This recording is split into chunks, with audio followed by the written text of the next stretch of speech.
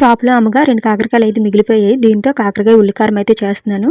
ముందుగా కాకరకాయలని ఇలా కట్ చేసి పెట్టుకోవాలి. తర్వాత స్టవ్ మీద ప్యాన్ పెట్టుకొని 2 టేబుల్ స్పూన్ వరకు ఆయిల్ వేసుకొని 2 టేబుల్ స్పూన్ మినపప్పు, 2 టేబుల్ స్పూన్ పచ్చెనపప్పు, అలాగే 1 స్పూన్ ధనియాలు, 2 టేబుల్ స్పూన్ వరకు జీలకర్ర, 10 లేదా 15 వరకు వెల్లుల్లి రబ్బలు, అలాగే 6 లేదా 7 ఎండుమిర్చి కూడా వేసుకొని బాగా ఫ్రై చేసుకొని ఒక ప్లేట్లోకి తీసుకోవాలి.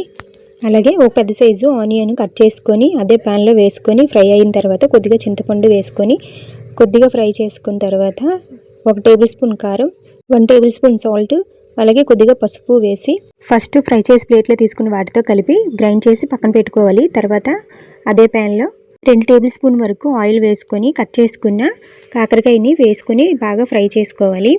ఫ్రై అయిన తర్వాత మనం గ్రైండ్ చేసుకున్న పేస్ట్ని కూడా వేసుకొని పైన ఒక 2 టేబుల్ స్పూన్ వరకు ఆయిల్ స్ప్రెడ్ చేసుకొని మూత పెట్టి కొద్దిగా వేగిన తర్వాత 2 రెమ్మలు కరివేపాకు వేసుకొని 1 నిమిషం పాటు వేగించుకుంటే టేస్టీ అయిన కాకరకాయ ఉల్లికారం అయితే రెడీ అయిపోతుంది. చాలా టేస్టీగా ఉంటుంది. తప్పకుండా మీరు ట్రై చేయండి.